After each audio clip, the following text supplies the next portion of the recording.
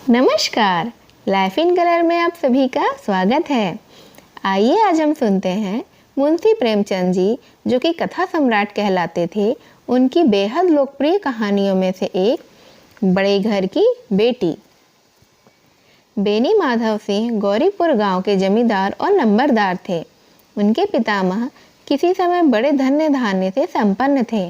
गांव का पक्का तालाब और मंदिर, जिनकी अब मरम्मत करना भी मुश्किल था, उन्हीं की कीर्ति स्तंभ थे। कहते हैं इस दरवाजे पर हाथी झूमा करता था। अब वहाँ पर एक बूढ़ी भैंस थी, जिसके शरीर में हस्ती पंजर के सिवा और कुछ भी शेष न था, पर दूध शायद बहुत देती थी, क्योंकि एक न एक आदमी हांडी लिए उनके सिर पर सवार ही रहता था। बेनी माधव सिंह अपनी आधी से भी अधिक संपत्ति वकीलों को भेंट कर चुके थे। उनकी वर्तमान आय 1000 रुपये से अधिक न थी। ठाकुर साहब के 2 बेटे थे। बड़े का नाम श्रीकंठ सिंह था। उसने बहुत दिनों के परिश्रम और उद्योग के बाद बीए की डिग्री प्राप्त की थी। अब एक दफ्तर में वह नौकर था। छोटा लड़का लाल बिहारी सिंह दोहरे बदन का एक सजीला जवान था, भरा हुआ मुखड़ा और चौड़ी छाती। भैंस के 2 सेर ताज़ा दूध वह उठकर सवेरे ही पी जाता था। श्रीकंठ सिंह की दशा बिल्कुल इसके विपरीत थी। इन नेत्रप्रिय गुणों का उन्होंने बीए इन्हीं नाम के 2 अक्षरों पर न्यौछावर कर दिया था। इन 2 अक्षरों ने उनके शरीर को निर्बल और चेहरे को कांतिहीन बना दिया था। इसी से वैद्यक ग्रंथों पर उनका विशेष प्रेम था। आयुर्वेदिक औषधियों पर उनका अधिक विश्वास था। शाम सवेरे से उनके कमरे में प्रायः खरल की सुरीली कर्ण मधुर ध्वनि सुनाई दिया करती थी। लाहौर और कलकत्ते के वेदियों से बड़ी लिखापढ़ी उनकी रहती थी। श्रीकंठ इस अंग्रेजी डिग्री के अधिपति होने पर भी अंग्रेजी सामाजिक प्रथाओं के विशेष प्रेमी न थे, बल्कि वह बहुधा बड़े जोर शोर से उसकी निंदा और तिरस्कार किया करते थे। इसी से गांव में उनका बड़ा सम्मान होता था। दशहरे के दिन वह बड़े उत्साह से रामलीला में सम्मिलित होते और स्वयं किसी न किसी पात्र का पाठ लेते थे। गौरीपुर में रामलीला के वही जन्मदाता थे। प्राचीन हिंदू सभ्यता का गुणगान उनकी धार्मिकता का एक प्रधान अंग था। सम्मिलित कुटुंब के तो वह एकमात्र ही उपासक थे।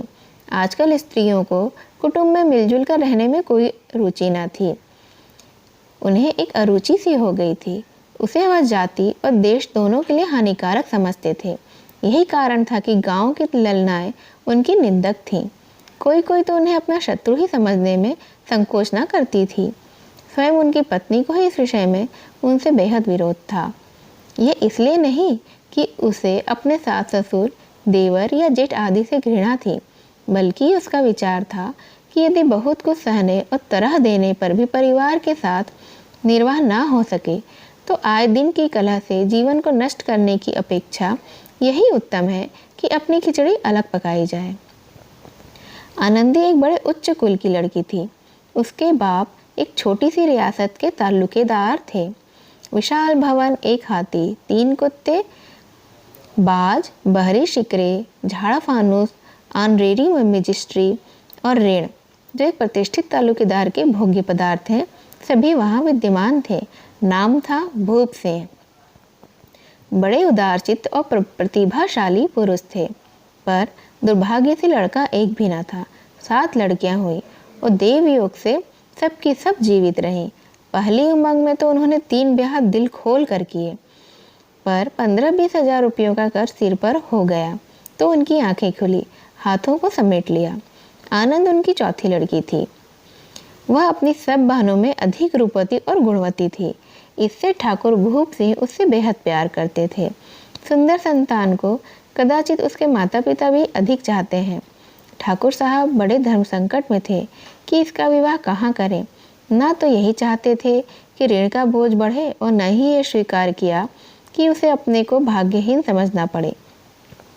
एक दिन श्रीकंठ उनके पास किसी चंदे का रुपया मांगने आया।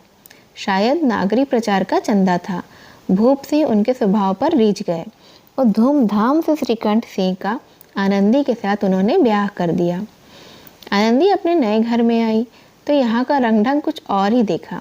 जिस टिम टाम की उसे बचपन से आदत पड़ी हुई थी वह यहाँ नाम मात्र को भी ना था। हाथी घोड़ों का तो कहना ही क्या, कोई सजी हुई सुंदर बहली तक न थी। रेशमी स्लीपर साथ लाई थी, पर यहाँ बाग कहाँ। मकान में खिड़कियाँ तक न थी, न जमीन पर फर्श और न दीवारों पर कोई तस्वीर। यह एक सीधा साधा देहाती गृहस्थ का मकान था, किंतु आनंदी ने थोड़े ही दिनों में अपने को इसी नई अवस्था के ऐसा अनुकूल बना लिया मानो उसने विलास के सामान कहीं देखे ही न थे। इस तरह वह इस घर में रच बस गई थी और अपने आप को उसके पूर्णतः उसने अनुकूल बना लिया था। आनंदी का स्वभाव भी इतना अच्छा था कि सब उसका सम्मान करने लगे थे। एक दिन दोपहर के समय लाल बिहारी सिंह 2 चिड़िया लिए हुए आए और भावत से बोला, जल्दी से पका दो, मुझे भूख लगी है।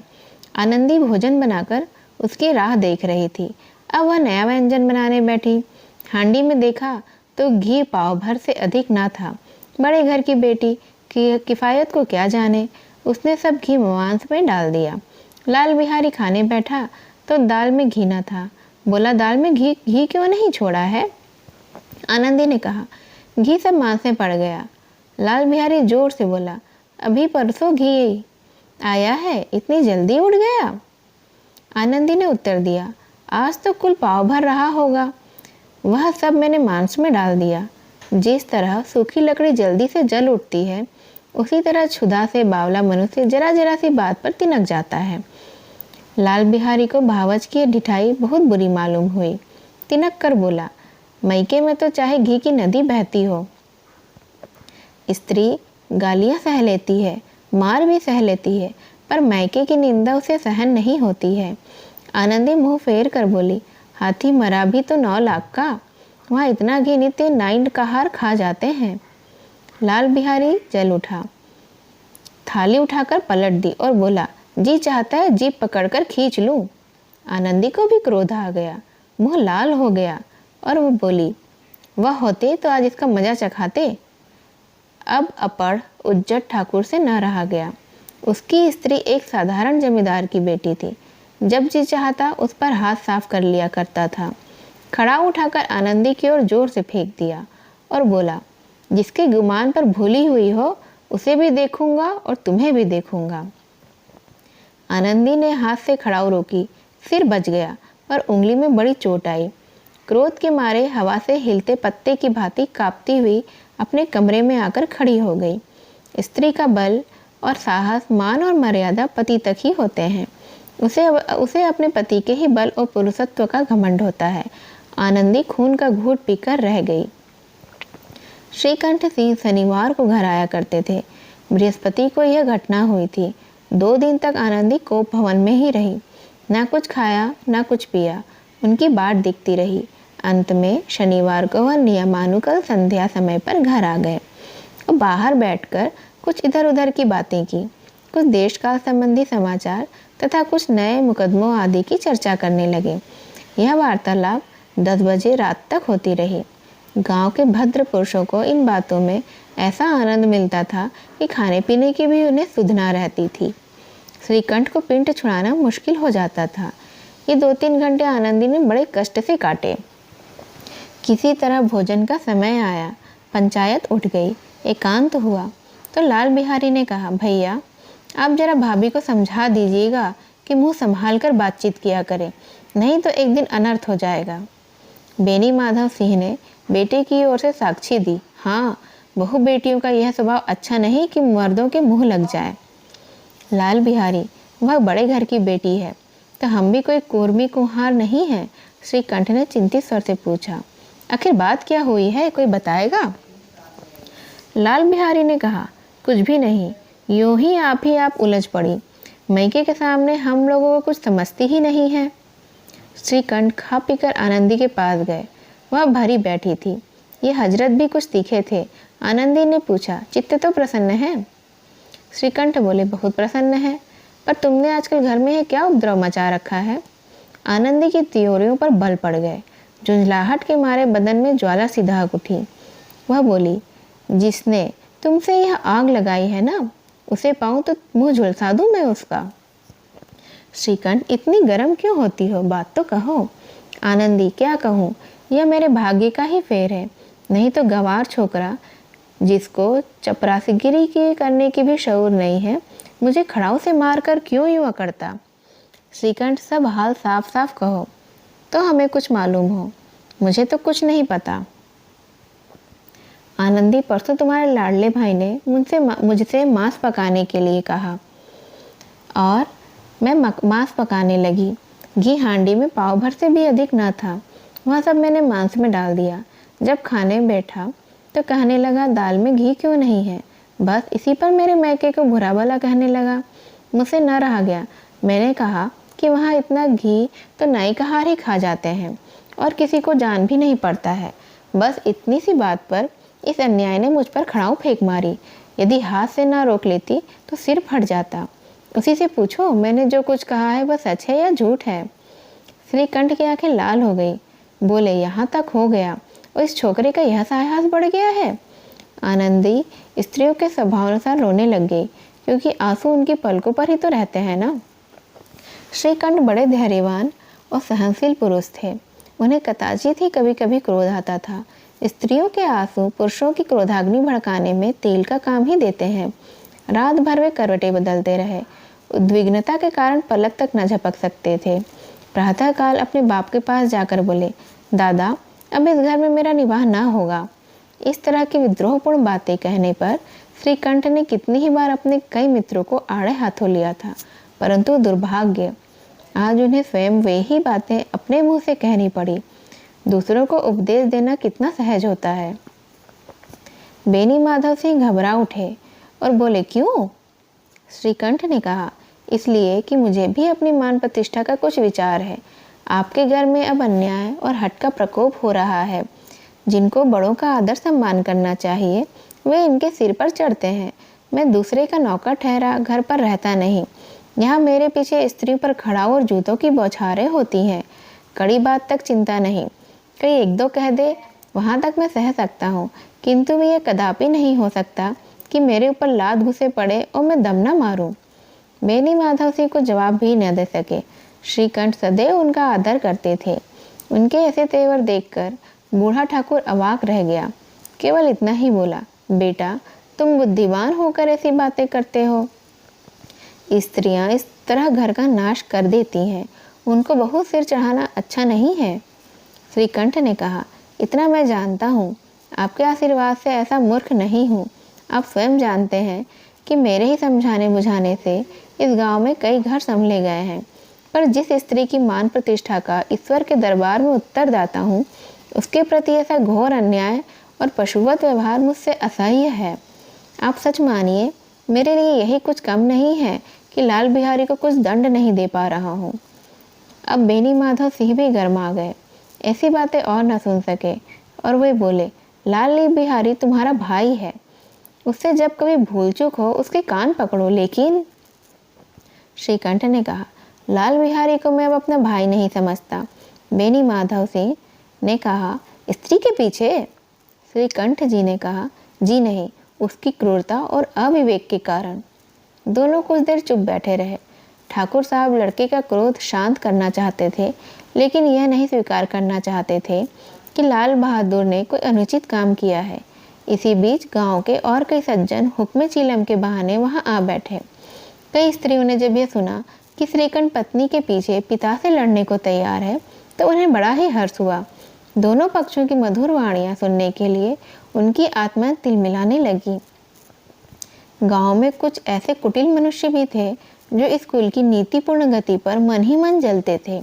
वे कहा करते थे, श्रीकंठ अपने बाप से दबता है इसलिए वह दब्बू है, उसने विद्या पढ़ी इसलिए वह किताबों का कीड़ा है। बेनी माधव सिंह उसकी सलाह के बिना कोई काम नहीं करते हैं, यही तो उनकी मूर्खता है। इन महानुभावों की शुभकामनाएं आज पूरी होती दिखाई दी। कोई हुक्का पीने के बहाने और कोई लगान की रसीद दिखाने को आ बैठता था। बेनी माधव सिंह पुराने आदमी थे, इन भावों को वे ताड़ गए। उन्होंने निश्चय किया, चाहे कुछ भी क्यों ना हो, इन द्रोहियों को ताली बजाने का मैं कोई अवसर ना दूंगा। तुरंत कोमल शब्दों में बोले, बेटा, मैं तुमसे बाहर नहीं हूँ, तुम्हारा जो जी चाहे करो, अब तो लड़के से अपराध हो ही गया ना। इलाहाबाद का अनुभव रहित झल्लाया हुआ ग्रेजुएट इस बात को न समझ सका। उसे डिबेटिंग क्लब में अपनी बात पर अड़ने की आदत जो थी, इन हथकंडों की उसे क्या खबर। बाप ने जिस मतलब से बात पलटी थी वो उसकी समझ में ही ना आई। बोला, लाल भिखारी के साथ अब इस घर में नहीं रह सकता। मेरी माधव ने कहा, बेटा, बुद्धिमान लोग मूर्खों की बात पर ध्यान नहीं देते हैं। वह बेसमझ लड़का है, उससे जो कुछ भूल हुई है उसे तुम बड़े होकर क्षमा कर दो ना। श्रीकंठ ने कहा, उसकी इस दुष्टता को मैं कदापि नहीं सह सकता। या तो वह घर में रहेगा या मैं ही। आपको यदि वह अधिक प्यारा है तो मुझे विदा कीजिए, मैं अपना भार आप संभाल लूँगा। और यदि मुझे रखना चाहते हैं तो उससे कहिए, जहाँ चाहे चला जाए, बस यह मेरा अंतिम निश्चय है। लाल बिहारी सिंह दरवाजे की चौखट पर चुपचाप खड़ा बड़े भाई की बातें सुन रहा था। वह उनका बहुत आदर करता था। उससे कभी इतना साहस न हुआ था कि श्रीकंठ के सामने चारपाई पर भी बैठ जाए, हुक्का पी ले या कोई पान खा ले। बाप का भी वह उतना ही मान करता था। श्रीकंठ का भी उस पर हार्दिक स्नेह था। अपने होश में उन्होंने कभी उसे घुड़का भी तक ना था। जब तक इलाहाबाद से आते तो उसके लिए कोई ना कोई वस्तु अवश्य लाते थे। मुकद्दर की जोड़ी उन्होंने ही बनवा दी थी। पिछले साल जब उसने अपने से ड्योढ़े जवान को नागपंचमी के दिन दंगल में पछाड़ दिया तो उन्होंने पुलकित होकर अखाड़े में ही जाकर उसे गले से लगा लिया था। 5 रुपए के पैसे भी लुटा दिए थे। ऐसे भाई के मुंह से आज ऐसी हृदयवारक बात सुनकर लाल बिहारी को बड़ी ग्लानि हुई। वह फूट फूट कर वहीं रोने लगा। इसमें संदेह नहीं कि अपने किए पर वो पछता रहा था। भाई के आने से एक दिन पहले से ही उसकी छाती धड़कती थी कि देखूं भैया क्या कहते हैं, मैं उनके सम्मुख कैसे जाऊंगा, उनसे कैसे बोलूंगा, मेरी आंखें उनके सामने कैसे उठेंगी। उसने समझा था कि भैया मुझे बुलाकर समझा देंगे। इस आशा के विपरीत आज उसने उन्हें इतनी निर्दयता की मूर्ति बने हुए पाया था। वह मूर्ख था, परंतु उसका मन कहता था कि भैया मेरे साथ अन्याय कर रहे हैं। यदि श्रीकंठ उसे अकेले में बुलाकर 2-4 बात कह देते, इतना ही नहीं 2-4 तमाचे भी लगा देते, तो कदाचित उसे इतना दुख न होता।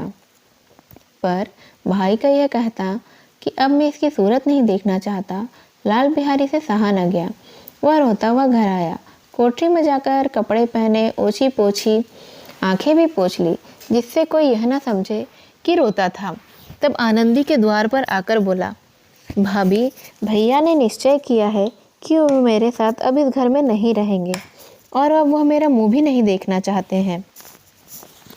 मुझसे तो कुछ अपराध हुआ है, उसे आप क्षमा करिएगा। यह कहते कहते लाल बिहारी का गला भर आया। जिस समय लाल बिहारी सिंह सर झुकाए आनंदी के द्वार पर खड़ा था, उसी समय श्रीकंठ सिंह आंखें लाल किए बाहर से आए। भाई को खड़ा देखा तो घृणा से आंखें फेर ली और कतराकर निकल गए, मानो उसकी परछाई से भी वह दूर भागते हों। आनंदी ने लाल बिहारी की शिकायत तो की थी, लेकिन अब मन में वह भी पछता रही थी। वह स्वभाव से ही बेहद दयावती थी। उसे इसका तनिक भी ध्यान न था कि बात इतनी बढ़ जाएगी। वह मन में अपने पति पर झुंझला रही थी कि वह इतने गर्म क्यों होते हैं। उस पर उसे यह भी भय लगा हुआ था कि कहीं मुझसे इलाहाबाद चलने को कहे तो मैं क्या करूंगी और कैसे रहूंगी। इस बीच जब उसने लाल बिहारी को दरवाजे पर खड़े यह कहते सुना कि अब मैं जाता हूँ, मुझसे जो कुछ अपराध हुआ है क्षमा करना, तो उससे रहा न सका। क्रोध भी पानी हो गया। वह रोने लगी। मन का मैल धोने के लिए नयन जल से उपयुक्त और कोई वस्तु नहीं होती है। श्रीकंठ को देखकर आनंदी ने कहा, लाला बाहर खड़े बहुत रो रहे हैं। श्रीकंठ, तो मैं क्या करूं? आनंदी ने कहा, भीतर बुला लो ना, मेरी जीभ में आग लगे। मैंने कहाँ से किया झगड़ा उठाया और तो आपको बता दिया।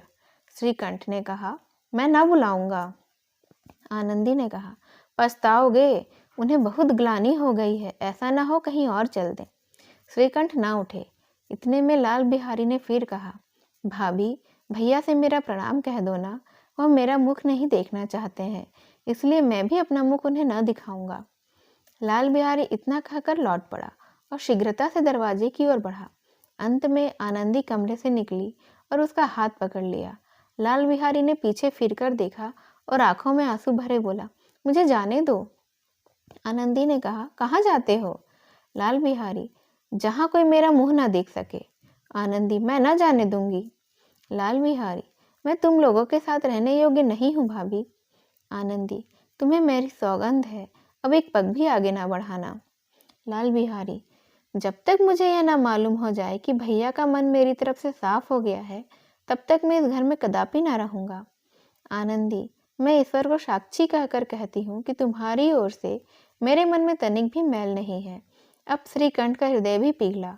उन्होंने बाहर आकर लाल बिहारी को गले से लगा लिया। दोनों भाई खूब फूट फूट कर रोए। लाल बिहारी ने सिसकते हुए कहा, भैया अब कभी मत कहना कि तुम्हारा मुख ना देखूंगा।